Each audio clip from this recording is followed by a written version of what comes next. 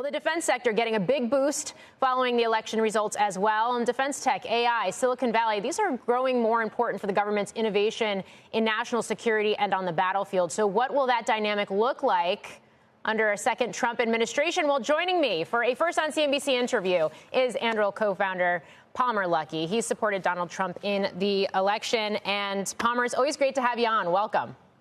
Hey, and I did not just in this election. I supported him last time around, and I supported him in 2016. And I don't know if you know this, I actually wrote a letter to Donald Trump in 2011 telling him that he should run for president. So I've been on the tech for Trump train for longer than just about anyone, and I've been punished for it. I've been fired for it, and to finally win, it's kind of nice. I haven't won so much. I'm tired of winning, but I'm getting there. Great. So if a Trump administration approached you to work within the administration, then would you? Look, I think that I'm doing some pretty good stuff inside of Anduril. I started Anduril because I wanted to help transform U.S. national security, save taxpayers hundreds of billions of dollars by making tens of billions of dollars. I think that that's probably where I would need to be now. If someone calls me up and says there's this incredible role where you can make an incredible impact, I'd probably have to answer the call. I've got a lot of my ego wrapped up in believing that what I'm doing is the best thing I could be doing for my country. So someone would have to convince me that it's the best thing I could be doing. I think that's going to be hard given how things are going in Anduril. But I'm actually feeling good even without me in the administration. I think Trump is a change candidate. He very much wants to balance the budget. He wants to save money. He wants to get more for less. I think it's pretty interesting. You saw Trump last time around get personally involved with the negotiation of major DoD contracts, including with things like Air Force One. I think that's something you haven't really seen with presidents in a long time, direct involvement in trying to get more for less out of our defense budget. I think that's great. And I actually also think that President Trump is not going to politicize the defense procurement apparatus, which I really appreciate. Contrast that with, I think you saw senior Democrats saying we need to take away contracts from people on the basis of their political views because people are injecting themselves into the democratic process. Anduril is a nonpartisan company. I'm a Republican. I'm the founder. Our CEO, Brian Chimp, though, he's a Democrat. He fundraised for Kamala. He hosted fundraisers for other Democrats this cycle as well. But the idea that we need to be the strongest military in the world is really nonpartisan. Thank goodness. Outside maybe like Jill Stein. I don't know. Okay.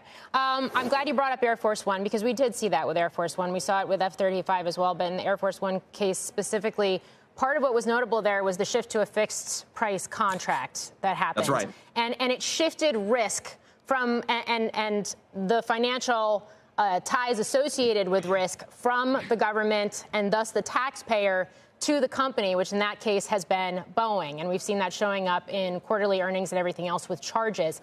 So it raises the question, do we see more of that type of contracting moving forward?